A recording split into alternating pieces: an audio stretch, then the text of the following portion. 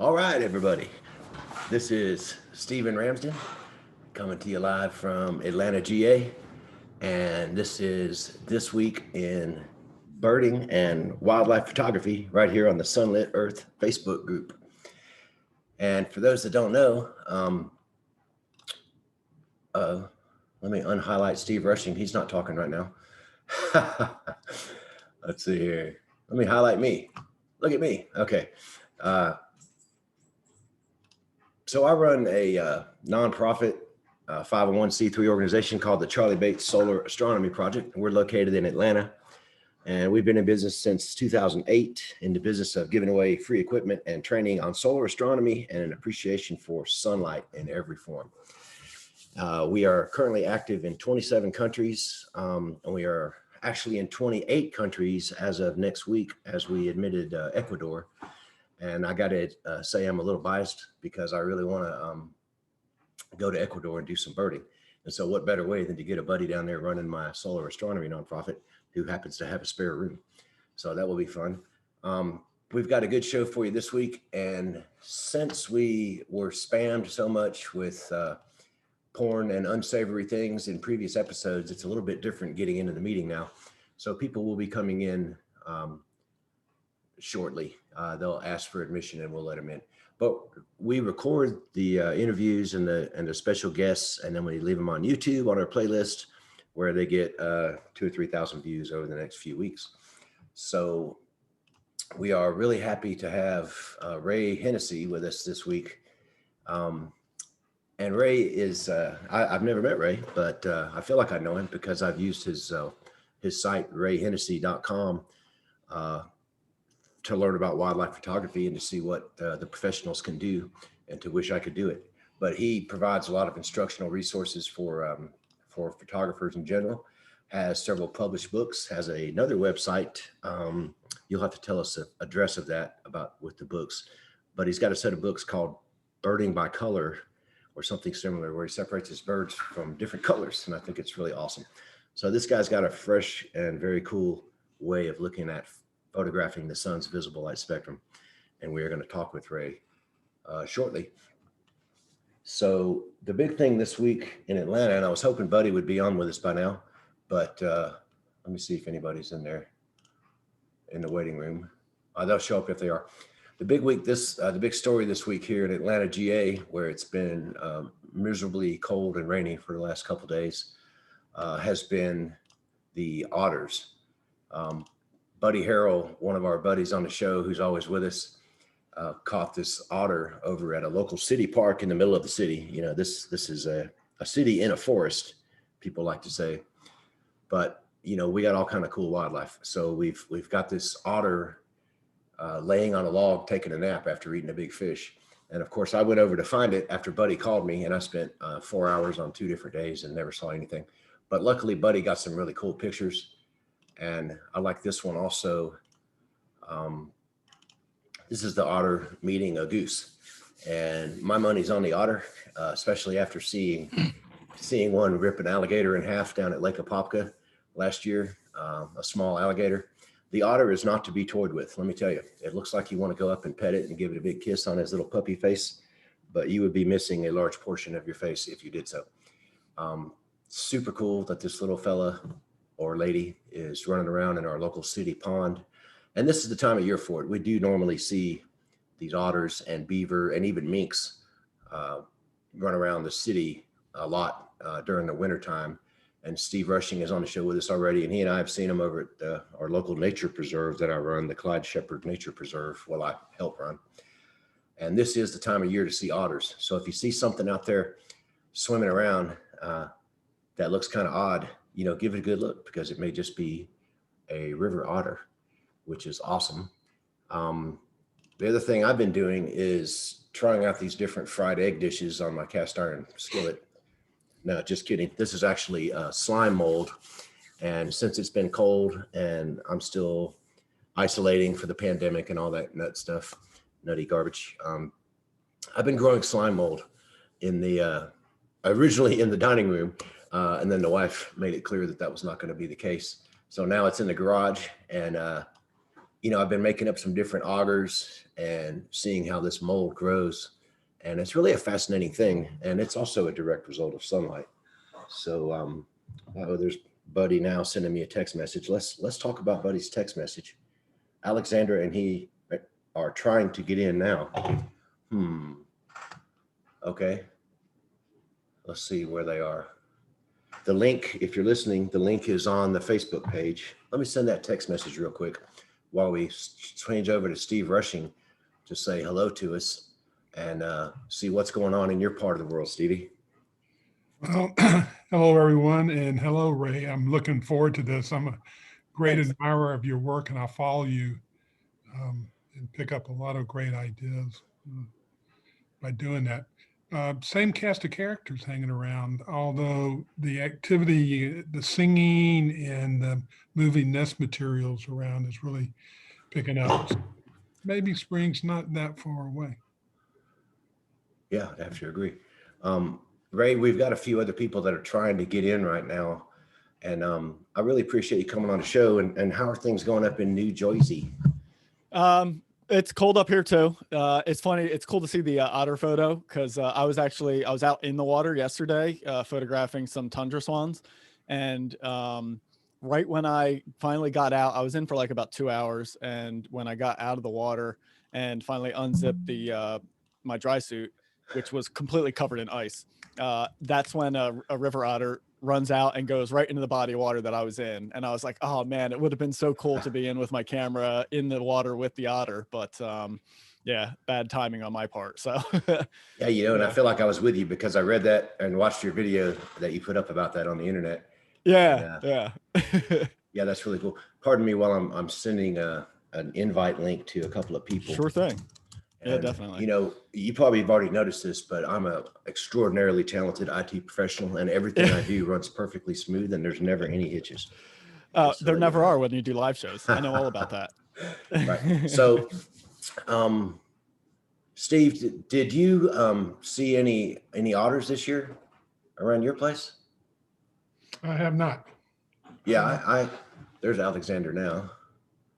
Okay, and Ray, before Alexander checks in, she's a medical researcher in the UK and also one of the world's foremost solar astronomers and imagers. Nice. She comes from my astronomy side of my nonprofit, but I've gotten her into birding and she's more into that now.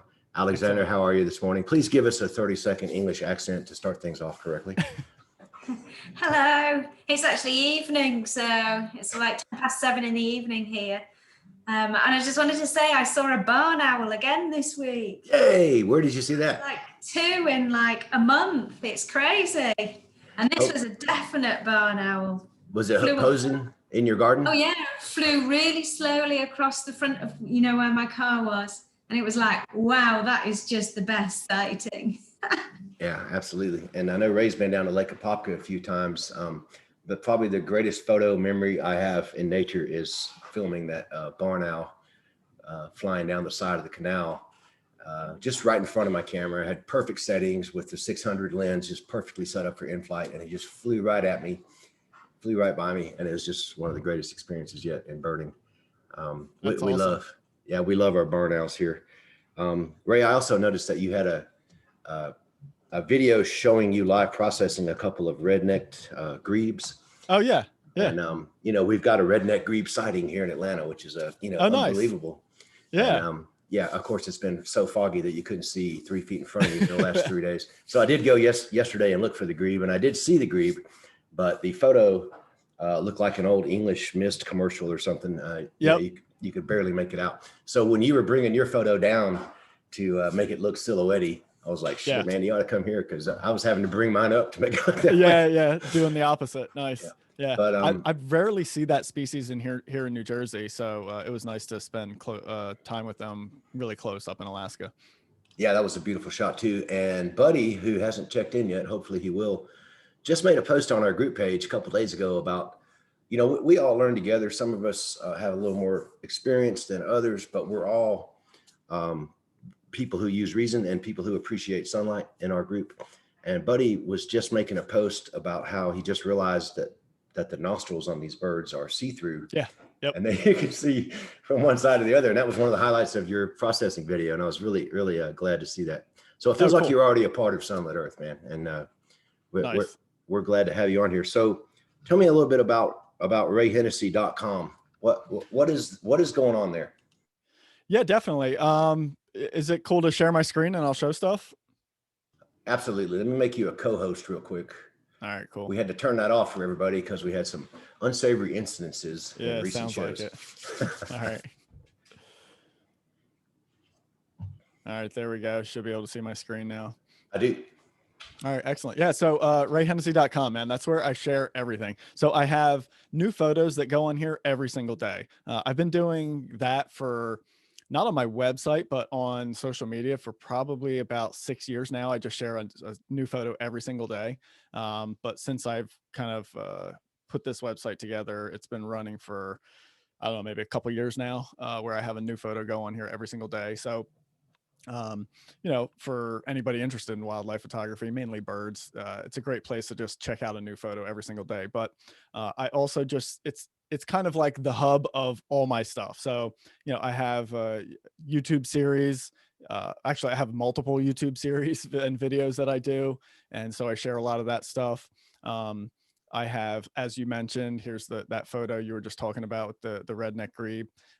So I do edit videos where I show how I actually edit the photos and post-processing, so you can kind of see the total before and after, which is Ray, a fun thing.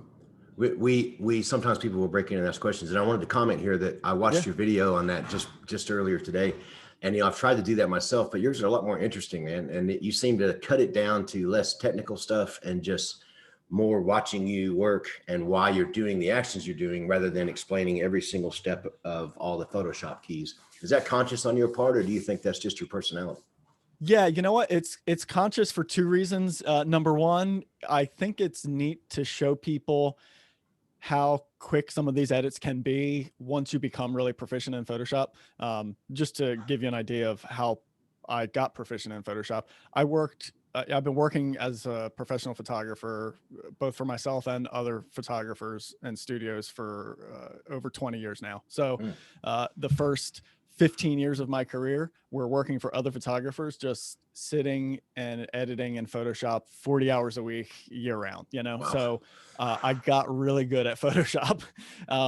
So I think it's neat to show people that, you know, you don't have to spend an hour or two editing a photo. You can spend, on average, most of my videos are under 10 minutes, you know, and you can really transform a photo in a short period of time. And then secondarily, it's a little selfish because I do make my living as a wildlife photographer. So I don't want to give away all my secrets. I charge people for that. Right. So in these videos, it's me just doing it in my normal speed. Like, this is the speed that I edit. So you get to see what is possible, but it doesn't really break down everything. If people want to see that breakdown and learn that from me, then, you know, I have online courses that teach that, or they can sign up and work with me one-on-one. So that's a great question, though. Yeah, that's cool, man. And so that's impressive to me also, that you actually make a living doing this. And so you did you work in film any before that, or is it all been digital? Because you're kind of a young fellow, aren't you? We're all pretty old here.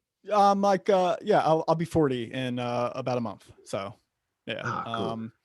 So yeah, I started my first photography job right out of high school. I was 18 years old, got my first photography job, and since then I've been working as a photographer in one way, shape, or form. So that studio I started out at was like a wedding and high school senior portrait photography studio. Oh, really? Yeah, and so I learned photography. I learned wedding photography on film using Hasselblads and medium format film. But I got that job because they were just getting into digital photography, and I was really good at Photoshop already.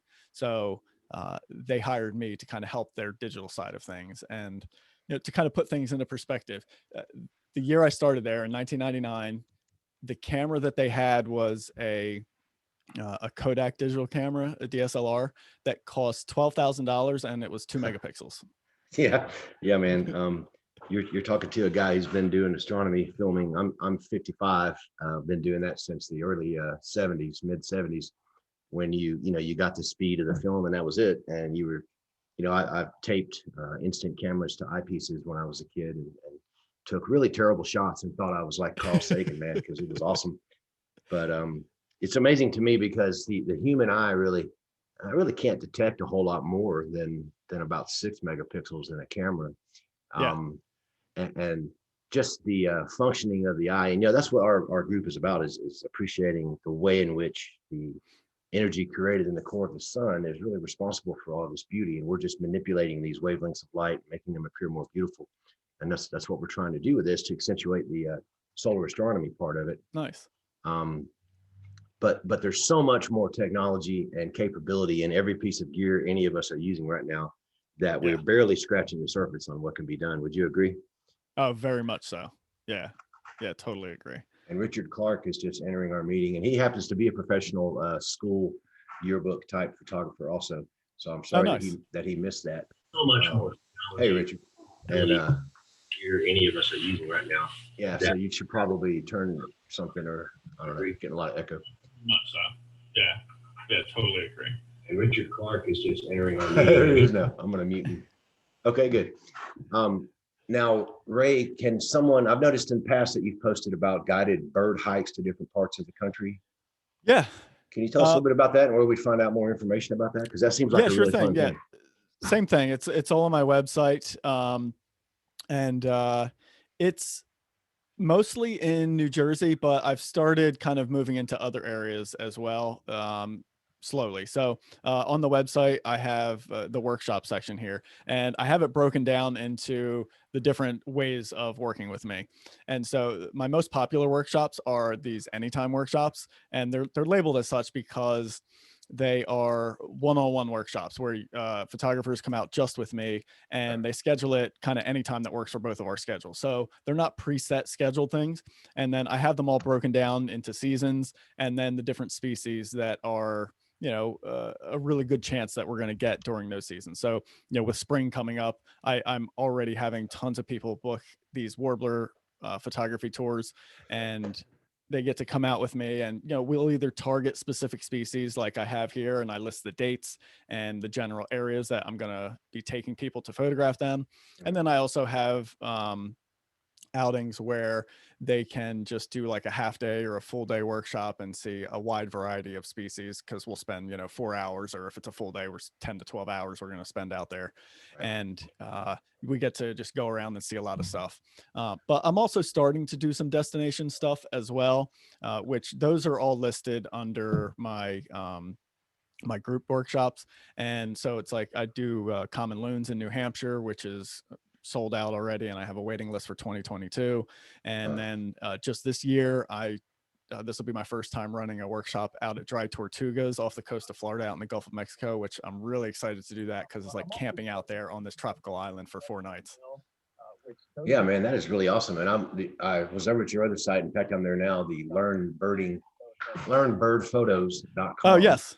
Yep. And you apparently are a master web designer also, because these sites are all super slick, man, and they are just beautiful sites. They resize properly on mobile devices, and you got all the bases covered. Is that something that you've just picked up on your own, or you have some I can't take credit for any of that at all. I just use template sites, and I guess over the years, because I'm a photographer and visually oriented, I guess I've gotten good at least figuring out the design I want. So I take these template sites and kind of tweak them to make them look the way I want, which for me is just a very clean aesthetic.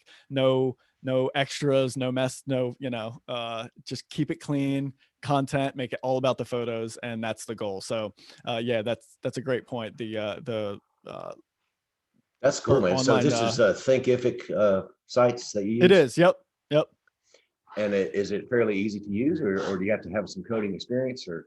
No, I didn't do any coding with this. I mean, I know basic HTML, basic CSS, but I didn't have to do any of that for any of this. So it's just usually a lot of these templates, I just take away stuff because they have, this one was a pretty clean look to begin with, but if there's anything extra, I'm usually just removing it to keep things as simple and clean as possible. And that's just the look I like, Yeah, well, it's beautiful, and I'm totally sold on that. So I've been looking for something for mine, because mine is all based on the early 90s coding, and it's pathetic. So I'm sold on that. So you're doing great for them too. So Well, you know what's, I'm sorry, just to touch on that real quick. At one point when I was doing wedding photography full time, my ex-wife and I ran our own business for 10 years. And so we had like a WordPress site, and I really enjoyed at some point like installing that and kind of managing it on the back end and tweaking it and all that stuff. But then like as I got busier and I just kind of hit like a ceiling on my level of coding knowledge, it just became more of a hassle to update it, maintain it. As technology progressed, it kept breaking.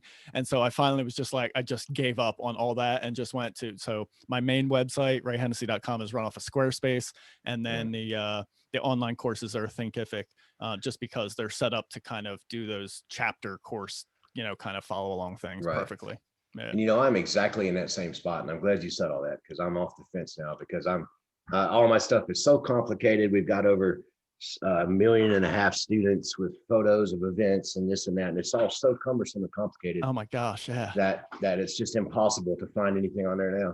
And you're right, man. I need to just dump all that garbage and go to some pre-made format, because and let them do all the hard work. Yeah, I really needed somebody to push me into that, because I thought my coding knowledge was good, and it is, except it was fantastic in 2001. I was the man.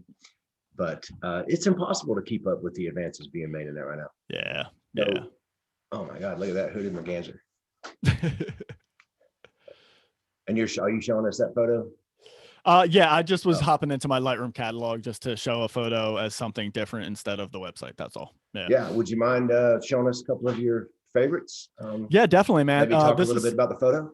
Yeah, sure thing. This is a new spot I've been working recently. So it's a spot that I found maybe 3 weeks ago, something like that. It's one of these days where I was out scouting all day, just locally, drove like 250 miles, just hitting a bunch of different spots, looking for different things, and came upon this spot that had a ton of ducks when I showed up there. Tons of hooded mergansers, American coots, ringneck ducks, bufflehead. I think there was some scaup there and shovelers, and I think that's about it, but there's probably other stuff too. So it was the middle of the day, harsh light, but I was able to scout it with a friend of mine and determine that there was some potential there. So about a week later, we had a nice morning. We went back and we were both just blown away. These ducks were in your face. There was over 100 hooded mergansers right in front of us. At one point, I mean, within 30 feet, there was probably like 50 hooded mergansers. I've never seen numbers like that. It was absolutely insane. But one of the things that worked out at this shot is, so the sun was coming up hard to the left, and where we were set up on the shoreline, the background was completely in shade.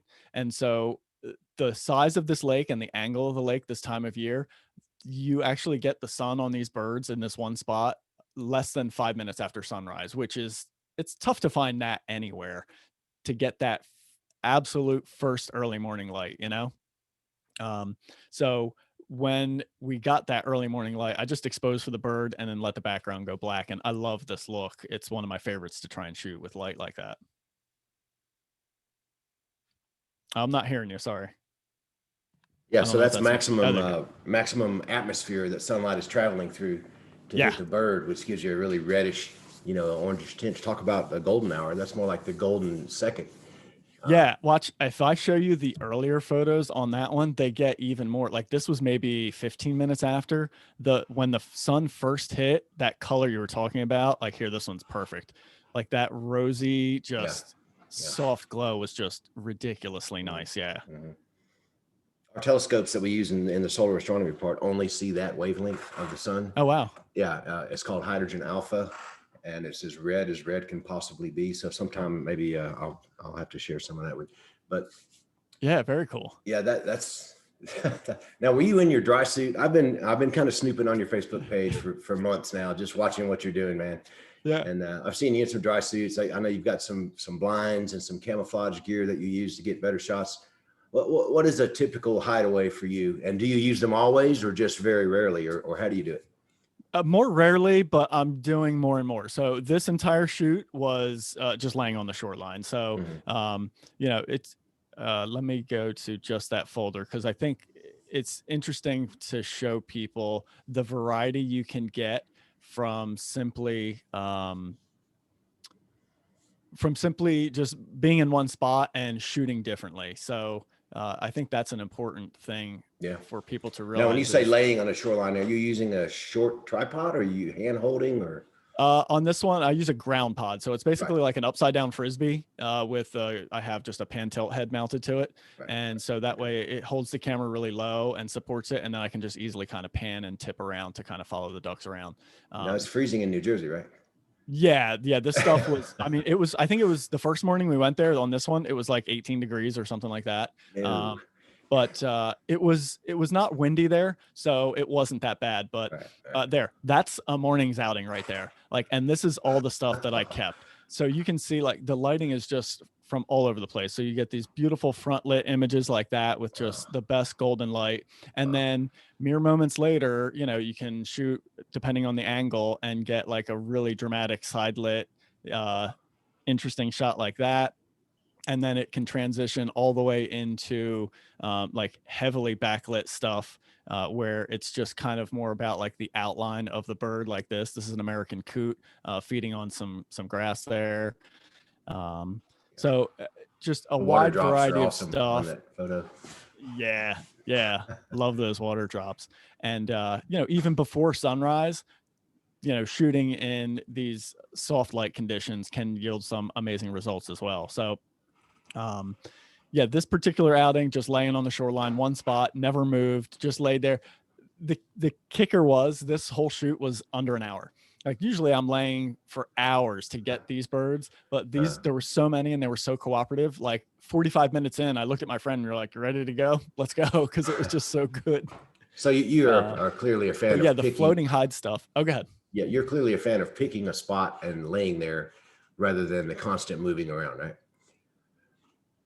Yeah, I mean, with ducks like that, in at least around here, if you move at all, like if either one of us just sat up, that would have been the end of that shoot. Like everything would have just flown away and been gone. So yeah, it's all about hiding. I wasn't in a blind on that one, but I did have like a camouflage drape just over the camera, so it hides my head moving and my hands moving as I'm operating the camera and stuff like that. Yeah, we've had shows before and public hikes before where we talk about approaching the subject. And, you know, I'm nowhere near your level, but I really enjoyed learning this from different points of view.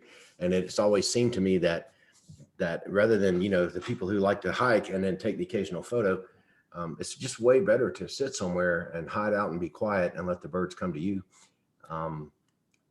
Yeah, I would say it totally depends on what I'm going after. There's some species where just moving around makes more sense and I get better results that way. But the more skittish species, the species that are more scared of humans, those are the species that I spend way more time just sitting around and waiting with. So.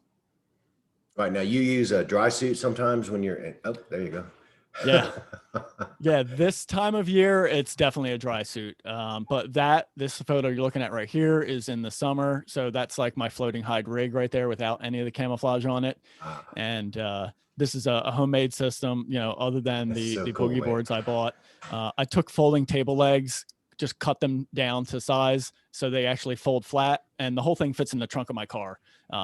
Because that's awesome, man. Because I just have like a tiny car. I don't have a big truck to travel around with. So I was really wondering, you know, because you've got 25 grand worth of gear there, and I don't want to take it out on the water.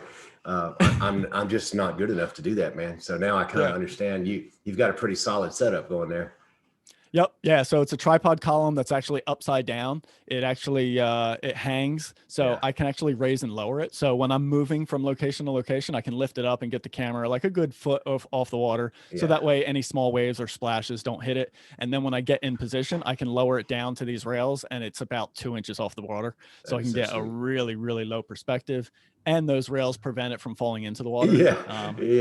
So I built that as like a safety thing. And I can tell you, it saved me a few times where I didn't have the column fully tightened and it just slowly. Oh, you don't have to tell me, man. I know. I've seen people dump their 600s and right into the water a couple of times. No kidding. I haven't seen it, but I've heard about it. I saw that down in Florida. A woman who just was telling me to get out of the way because she was a professional photographer. And she went up to the edge and dropped her 1DX2 and 600 right in the damn water. And I hope that professional was insured. Right. So there it is again, man. Yeah. So there's me like shooting in it. That is so Yeah, cool, man. and this is summer weather, so this is just that's a wetsuit right there. So it's warm water, and it's just simpler to deal with. I just get in the water. In fact, usually it feels good because it's hot out. Now, is But that up in Jersey somewhere? Do they have marshes in New Jersey? Yep, this is all Jersey. Yeah. Wow. Yeah, we have tons of marshes up here. Yeah, I mean, this is, in fact, that's the same location right there. That's the same little pool. Beautiful shot.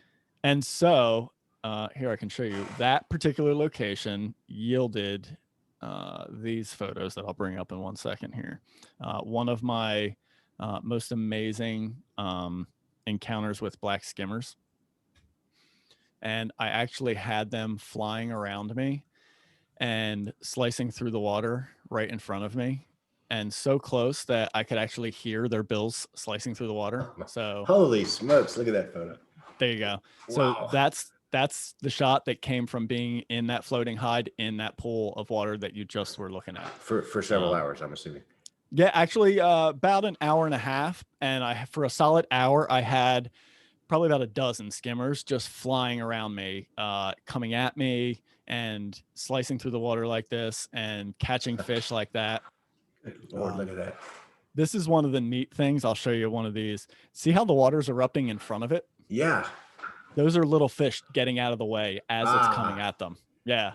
Man, yeah. So it was incredible. so cool. You'd see them slicing through the water and the water would just erupt in front of them as they were going towards it. It was just unbelievable. The thing right there. Yeah. Isn't it? Look at that. Yeah. I mean, and then like on these, like, look how low that belly is to the water. Yeah. I mean, there is less than an inch there, and they wouldn't even flap. Like they would go up, they build up speed, and then they kind of cruise. And have you ever heard of the flight dynamic ground effect? Yes. Yeah. I'm so a that's what retired air traffic controller. Oh, all right. Yeah. So that's what they use. I actually read a study that studied these birds and how they use ground effect to fly long distances over the water without flapping, which is just incredible stuff, man. It's so cool. And got the catch eye, even with all that. Oh, the eye light. Yeah. Catch light. Yeah. Yeah. Well, and the other thing that's really cool, I don't know if you can see here if I zoom in more. These are odd in that they have almost like a reptile eye. They actually have a vertical slit pupil. It's hard to see there, but here, watch. Maybe I'll crank it up, the exposure, and you might be able to see it. It's very unique. There you go. It's very unique in birds. There's not many birds that have that. Now, do they have the nictitating membrane as well? Yep. Or? Yeah. Yeah. They do Why have is that as well. the beak on the bottom there shaped that way? Tell me it's so that water flows through and out without stopping the bird. With the grooves, yes. The back. Oh, that right there? Yeah, what is that all about? I'm not sure. I don't know about that. That might be unique to just that individual. Let me see if I have other individuals. I don't know if that's just, it looks like it might be the shape on all of them. I never noticed that before, actually. And I was hoping it was going to be a jet of water shooting out the back of it so they could Yeah, no, they all seem to have it, I guess. Yeah. So it must just be part of the shape of the bill. Yeah. That's one of the things that allows them to open the beak the way they do. Hummingbirds have that same capability, so they can open it. So the bone doesn't get in the way when they're opening fully? Right. It's used. The bottom opens more. Yeah. Right. Wow. Yeah, hummingbirds do that same thing. If you've seen hummingbirds catching insects on the fly, they can open their bills way up like that. Oh, very cool. Huh, man, that's awesome. Yeah. And do you carry Ray, do you ever use a throw over like camo, the tent thing where you just throw it over yourself and stand somewhere? Yeah, I don't use the tent so much because the tents are kind of big and stand out. A tent hide, in my experience, works best when you can put it somewhere and leave it and let the birds or whatever wildlife get used to it. So I use just like a camo throw blanket. And more often than not, when I'm using that, I'm laying down. Every once in a while, I'll sit up in it. So when I'm photographing kingfishers, I use that actually. So, so you think that's a worthwhile thing to put a lot of time into camouflaging yourself? Yeah, definitely. Yeah. For all of these ducks, pretty much the majority of my ducks, I'm in that. I'm either in it or it's laying on my camera right in front of me. For these kingfishers like this, they're super skittish birds, really hard to get near. So I arrive, an hour before sunrise and get in the position where there's a lot of natural camo around me, put the camo hide completely over me. So all that's sticking out is the lens. And then just sit there and wait for the sun to come up. And then once the birds show up, if they show up, you get some good shots. Is that your common practice to get there before sunrise when you're doing a shoot? Yes. Yeah. Yeah. So you don't just show up at 11 and then start bitching about it 10 minutes later when there's no birds there in a bright neon jumpsuit. Yeah. No. All those waterfowl, like the hooded mergansers, that outing I was telling you about earlier and showing those photos, same thing there. I tend to always photograph waterfowl in the morning because I can arrive in the dark, either before they're on the pond.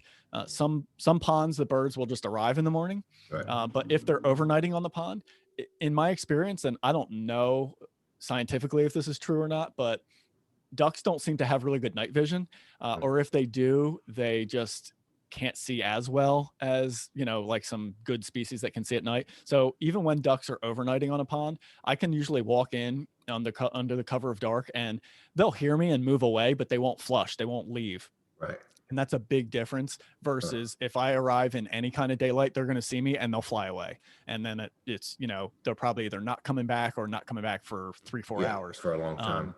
Yeah, exactly. Yeah. So yeah, I always go in under the cover of dark. And then the bummer is you have to sit there and wait for half hour, that's what I was wondering, to get light. But if you want the good shots, I mean, the proof is in your pudding, so to speak. You got to put up with some misery to get them. Totally. Buddy Harrell has joined us, and Buddy, we already bragged about your beaver shots, man, and how lucky you were to get those. Are you listening to us? Yeah, absolutely, Steve. Yeah, it was fun. I just happened to wander up on him, and there he was sitting under the tree, and I followed him for about 10 minutes. That's awesome. And the one sleeping on the log got a lot of hits on Facebook. Can you see that one? Yeah. Okay, good. So Buddy and I, Ray, Buddy and I go to the same nature preserve, and we've become friends through birding and talking about astronomy. He's also an astronomer. So I think you've convinced both of us that we're going to have to show up at 4:30 in the morning with our camo suits. And the neighborhood we live in, we should probably bring a weapon of some kind too, and some bear mace. Well, yeah, it's funny. I've long ago gotten over people thinking I'm weird when I show up at public places like that. So that's one step. We're brothers, man. Yeah. And then secondarily, you do have to watch when you're in public places. I had a friend who had a SWAT team called on him because he went in like camo in a very urban area to try and photograph a fox. And then, he turned around to being told to not move, with guns drawn at him. Yeah, that's not to that degree, but I have been approached by people on more than one occasion and told, forcefully told, get the hell out of here, basically, before they realized what I was doing, because I'm a big guy, big tall guy. I look like a hole. So yeah, I mean, I look unbelievably, like that's never happened to me. I don't know how I've been lucky enough. I've never had that happen yet. Well, maybe it's your friendly, charming personality that saved you. Yeah, well, that, and I tend to go as far away from people as possible. Yeah, and you also seem like you probably know how to be quiet and not make any rustling sounds and all that, which is also critical. Richard Clark. Do you find that you need to wear camouflage and not make any rustling sounds when you're doing high school yearbook photography? It's more urban camo there. Just wear all black and a hoodie over. Yeah. Well, Ray was telling us before, I'm sorry about the people that had trouble logging in. The link and the passcode is the same every week. Okay. So if you just save this, it's going to be the same next week. But Ray was just telling us about in his early career that he did some yearbook work and some high school stuff, or did processing for them and things like that. I shot high school and grade school stuff. I remember being there all day photographing those kids. Yep. Well, Richard and I met through the Sunlit Earth group, and he's been doing that for a living for, did you say 40 years? Or this starts my 40th year, yes. Yeah, that's crazy. I don't meet a lot of people that do photography for a living, and it's really fascinating to me. And I know I talk a lot and all that, but I want you to know how much I appreciate you coming on and talking about it, because it's really inspiring to see someone that can actually make a living from something they also love to do. Because, like I was telling you, I'm a retired military and retired air traffic controller, and I did not love doing any of those things. But, obviously we all need to up our game a little bit. But so if somebody wanted to get on and learn about processing and learn about more about your style, even if they didn't want to go on a trip right now with COVID, you have online one-on-one training available, don't you? Yeah, so I have the online Lightroom course, which teaches everything I know about Lightroom and how I use it for wildlife photography, from organizing, importing, making the photos look really good, just everything like that. And so that's just an online course that people can sign up for and just go through at their own pace. There's over 7 hours of video content, all broken down into chapters and organized there.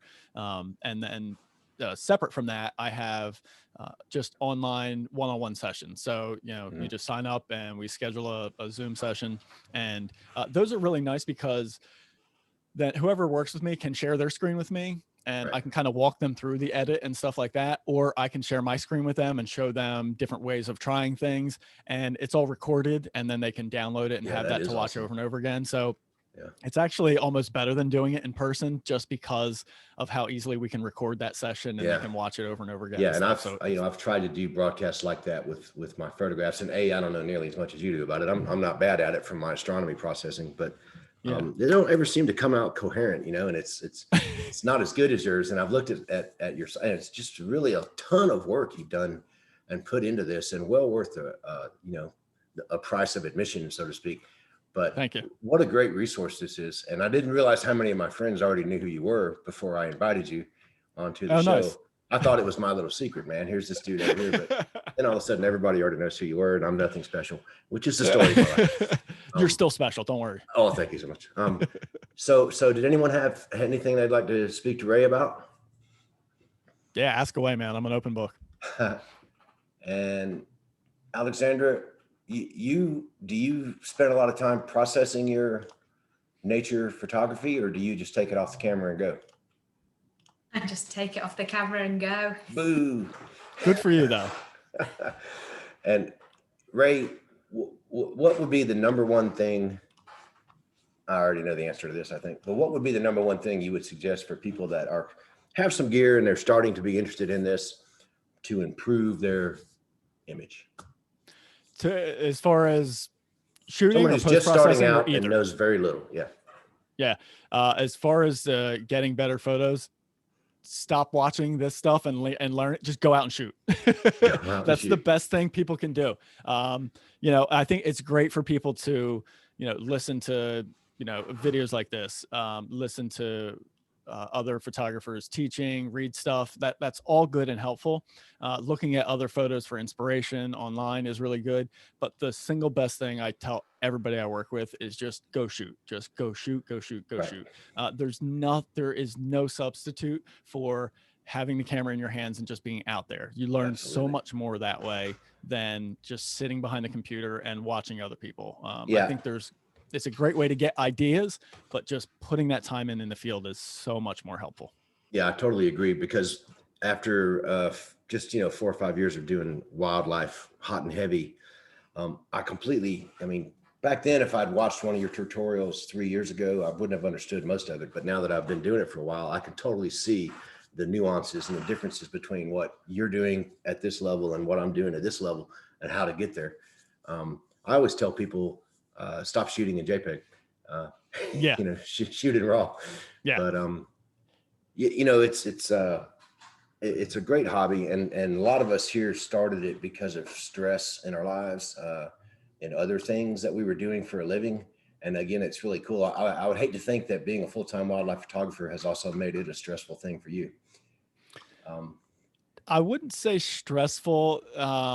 There's a few times where I'm stressed out when the birds aren't cooperating and I got somebody that traveled a long distance to come in and photograph stuff, and they're only there for, a day or two. And that can be a little stressful. But the biggest thing that, oddly enough, it's weird to say, it surprised me because, I had another photography business for 10 years. So I wasn't a stranger to making a living as a photographer. But, I thought, when I transitioned out of wedding photography and portrait photography into wildlife photography full time, I thought, I'm just going to be out shooting all the time. It's going to be amazing, the glamour. And the surprise is I spend so much time back here behind the computer, creating content, putting it out, keeping the website updated as often as I do.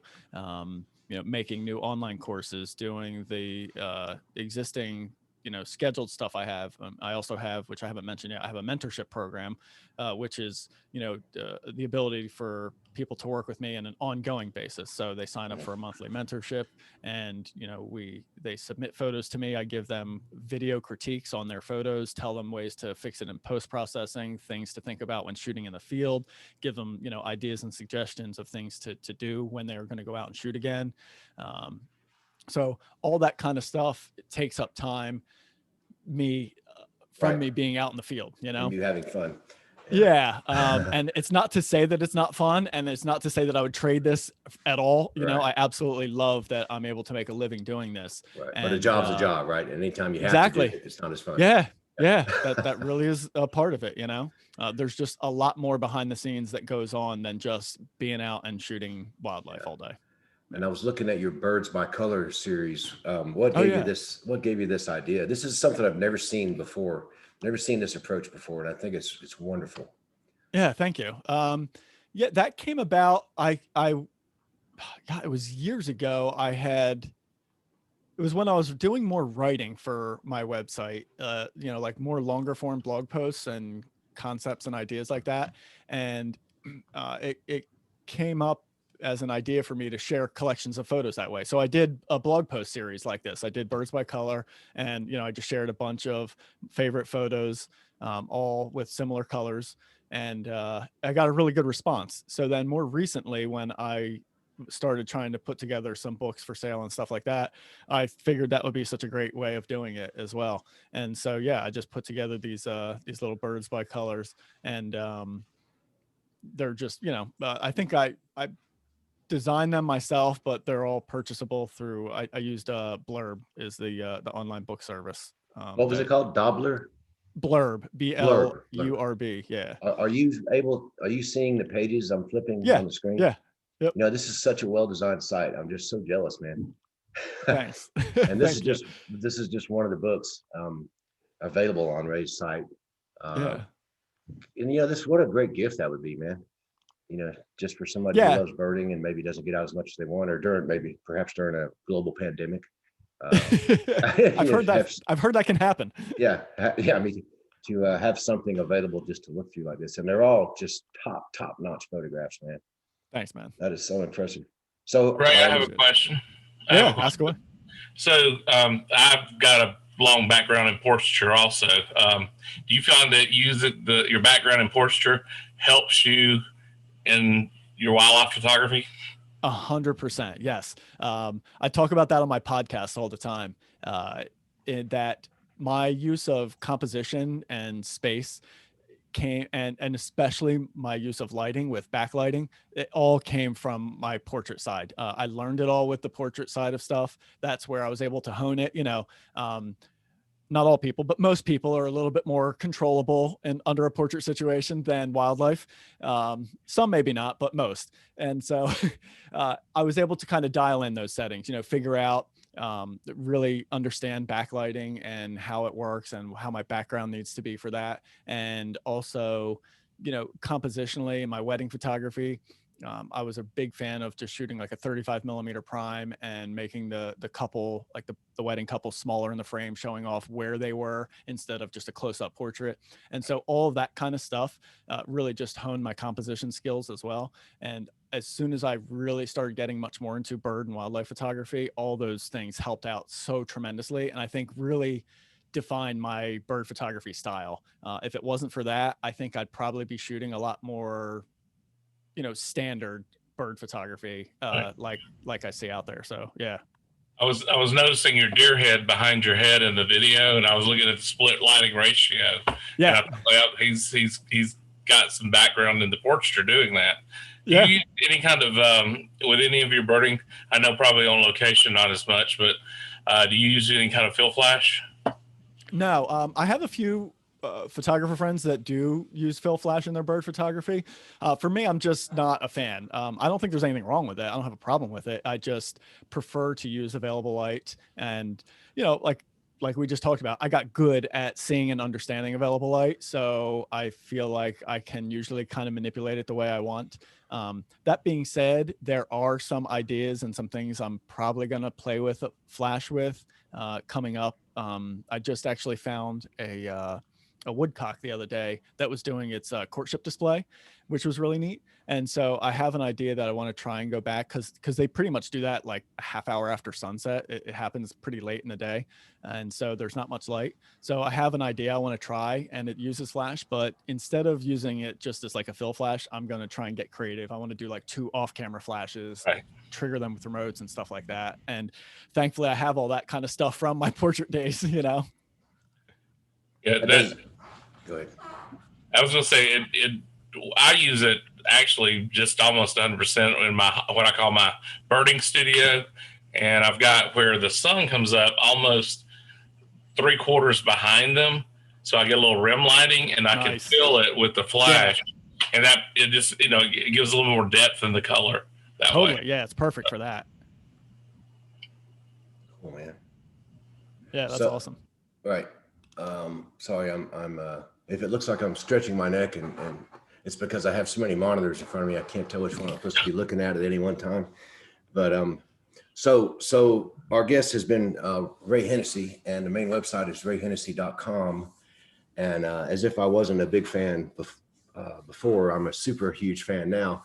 And I strongly recommend rayhennessey.com for your bird photography needs and exploration, especially if you already have a little experience and you want to go look at what some people can do. This is the place to do it.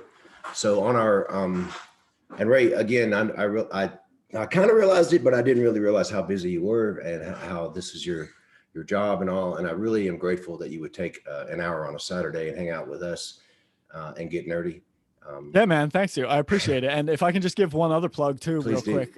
It's all can be found on my website, but I do have a podcast all about bird photography. And so I have photographers on from all around the world, and we chat for usually an hour and a half about how we get creative with bird photography. And that can be found. You can find it on my website, or just go right to wildlifephotochat.com. That's the easiest place to check that out. Wildlifephotochat.com. You got it, man. Yep. And before we let you go, we do have to ask a couple of our standard questions. Your favorite Star Trek character? Ooh, never really watched it, man. Oh my God, that's 3 weeks in a row, man. Dude, you were way up here, and now you're like down there just a tad. I went down a little. It's hard I cannot believe it, man. I just assumed everybody in the world who was this, and include into nature and science and beauty. I mean, you had to have gotten it from Star Trek. I mean, how could it came from anywhere else? Maybe I did, and just I'm not aware of it. Maybe it's just an older generation thing, because I can't imagine life without Star Trek myself. Gotcha.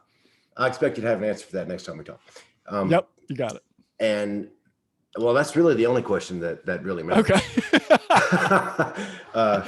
Buddy, did you have anything you'd like to add into while Ray's with us, or? No, I had been reading Ray's website this morning and looked on it, and I noticed that you mentioned that you primarily use, I think, a 500 millimeter f4. Yep. And I was wondering, do you use multipliers or extenders with that any? Very rarely. So one of the main reasons I don't use one very often was my go-to camera that I shot for the past 6 years was a Nikon D4S. And for whatever reason, with Nikon's teleconverter system, and I have their older 500 f4, it's not the newest, latest one. When I put the 1.4 teleconverter in there, it was inconsistent with focus. When it did hit, it was sharp, but I missed so many more that I just rarely put it in there. That being said, I just also added a Nikon Z6 II mirrorless camera to my kit, and that with the teleconverter has been working flawlessly. So with that particular camera, I have been using it more often, but a lot of the times, my preferred style is a little bit more small in frame, showing off more habitat. So more often than not, 500 millimeters is plenty of focal length for me. But there are totally times where having extra reach does come in handy. And in those circumstances, I will use it. Yeah. Thanks. Buddy And just that's another- that's the lens Buddy shoots with as well, and it's close to the Oh, lens okay. that I like to shoot with. And we're always looking. You know, in astronomy, every additional piece of glass you put in the focal plane is a little bit less quality.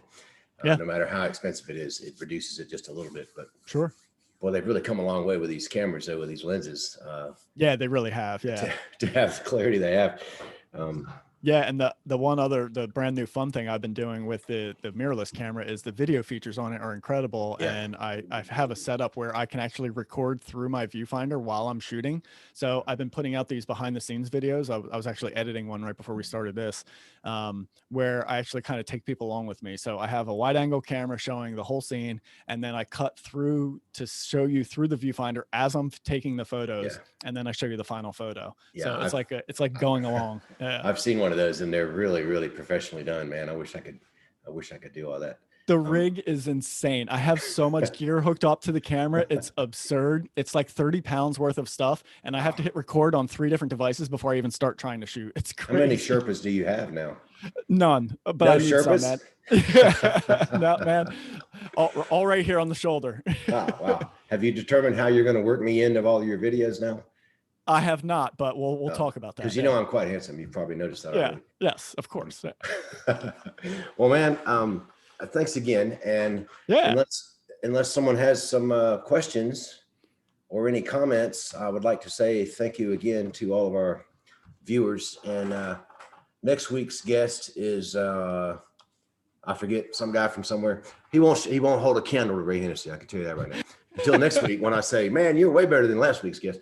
But we try to make everybody feel great. And thanks again for coming on, Ray. Thank you. This has been This Week in Birding and Nature Photography on the Sunlit Earth Facebook group. And thank you for watching, everyone. And adios. All right. Thank you, Ray. Thank you. You guys are welcome. Yeah, nice to meet you all.